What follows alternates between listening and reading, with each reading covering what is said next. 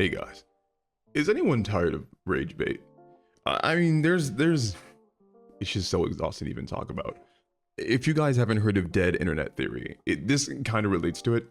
It's the idea that like the internet really is just like compiled of bots or things that aren't true to try to grab your attention, to manipulate you, like how a bot would. And there's like a bunch of content online now that I think literally exists to get engagement only from it being manufactured to make you like angry and annoyed and emotional. And this is like crazy for me specifically, because as like a long-time content creator, everything I know about content creation is based in like making things that people would actually want to like and are invested in. Like that's like the most insane thing, is that like everything I know about content is like, yeah, be genuine, be real, make good things. But like rage bait, I think is like the complete opposite. And it's, I don't know, it makes at least me so cynical about everything that I see on the internet, because like, one, I don't know if anything's true anymore, and two, I am exhausted of just feeling like I'm being manipulated, like being led down a path to just like wonder if things are real. And this is the video that I'm talking about. And the reason that this video I'm going to show you is like, I think a perfect example is because it's like 3 layers deep of rage bait. All right, so listen to this. I'm telling you, Pizza Hut not gonna answer. And you gonna call it back. You gonna keep calling until somebody pick up, till Pizza Hut pick up. They not gonna pick up. I'm telling Call you. star 67. Pizza Hut closed right now. Call star 67. Star 6 what? 7. Okay, so if it wasn't clear what's happening, the idea is that this dude is getting a booty call at like 2 in the morning, and he said it was Pizza Hut.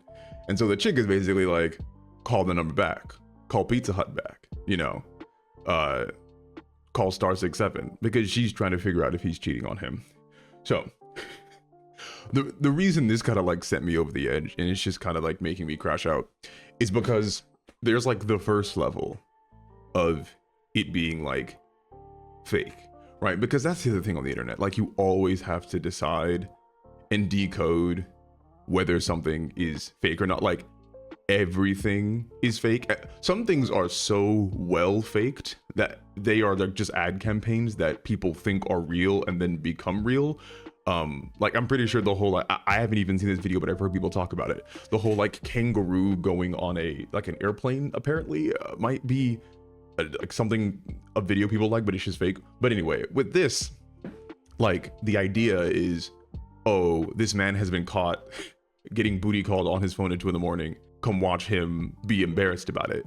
But like obviously it's fake, because I mean the rule is anytime someone points a camera to people or a person and then the other person doesn't like acknowledge the camera, you think it's fake, right? And I guess on like a surface level, this annoys me because like, I don't know, it's just kind of like low effort. Like if you're gonna make like a comedy, funny haha sketch, this is like the best you can do. Like this is where we're at. And I've seen like way lazier clips than this. I mean, the channel I guess is literally called like Clips Funny. But that's not really, again, what like sent me over the edge. What sent me over the edge is that not only is this fake and not even that funny of a skit, it's almost like reverse rage bait, because the idea here is that people are going to get mad that she is going to beat him with a frying pan and then comment on it, which is crazy, because just a few years ago, the rage bait, right, to get people to comment would have been the man about to beat the woman, right? Like in a video like this, like, right? Like, do you understand what I'm saying? If someone wanted to make content to get people interacting with it out of rage and fury, like literally maybe just like 5-6 years ago, it would have been a dude like domineering over a woman, a scared woman, telling her like, call the number back. Like, are you cheating on me? Call her back. And like him raising his voice, maybe like punching the walls and stuff like that. And people would have recognized it socially as like, oh, that's not good behavior, I'm going to rage at it. The thing that this is doing though is using domestic violence against men as the rage bait for people to get angry at, which, like, I guess is even more disgusting to me. I don't know, like it's very difficult to even make a commentary on this. So like, because I think modern society now has recognized the difficulties that men do face in relationships, especially when it comes to physical violence, people I think are more prone to being able to look at I mean fiction or reality and recognize it as something that shouldn't be taken lightly. But in not taking it lightly, I think there's now this weird counterculture where people are trying to get people engaged with rage bait by now baiting people who care about male victims of domestic violence into being angry at videos like this. Like, and I'm not alone in thinking this. Like, if you go to the comments, this is a joke, it's about domestic violence. It doesn't have to be stated why it's seen as funny in this skit as opposed to the non-joking matter it is in other skits. I'll say it anyway. Since it's a woman potentially whooping a man, we're supposed to find it funny. Yep, flip the genders and have a man threatening a woman he suspects is cheating, and how many people are laughing. Like, everybody knows that it's a skit, but I think and the whole point is that it's supposed to get engagement. Like, it's not even supposed to be content that has any worth or value. It's just people. It's just supposed to be made so that people who care about men being beaten interact with it in a positive or negative way. And I don't know, that just seems so weird. Like, here's a great example of what I'm talking about. On there. She locked you in the flat? Yeah, she locked me in the flat. Obviously, me being angry, I didn't know the door was locked. I've gone over, I've grabbed the door handle, pulled it, and it's come straight off in my hands. So we're stuck on a three-story flat, and I've had to jump off a three-story balcony. I ripped all my head open, all my back, all my legs, the lot, and I ended up in hospital, you know, because she won't let me out of the house. It's not funny, though. Can I tell you why it's not funny? And I don't want to upset any of the audience, because I completely appreciate the fact that you're here, but I'll tell you why I don't think you should laugh.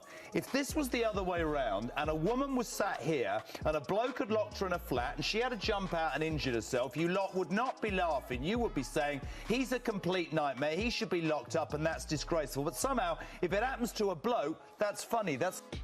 This is literally from like years ago.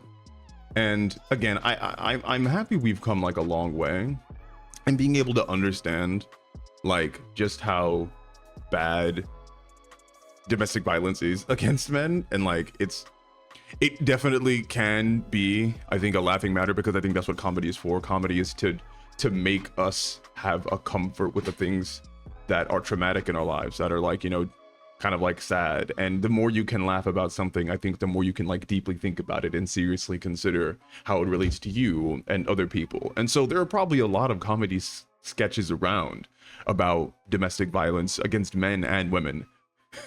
But I think the thing for me, just about like these types of sketches, again, they're almost like so bad and lazy that they're devoid of commentary, and therefore they're not even like trying to cater, I think, to the types of people that would be interested in genuinely laughing at a guy being beat. Which again, if you are laughing at a dude about to be hit in the head with a frying pan for cheating, like, maybe you need to do some introspection. But this isn't even for them. This video is for people who have actively made the decision to take domestic violence seriously, and it just manipulates them into commenting and interacting. And I guess like the true deepest part of my soul just hates this type of content, because it's just so vapid and empty. Like, it doesn't do anything, right? Like, I think it's both content and like a surge of people in the recent years who create things or do things or interact with people not to be able to communicate anything. Like, they're not doing it for a purpose or to create or to provide something like experiential. It's literally just to get a rise out of you.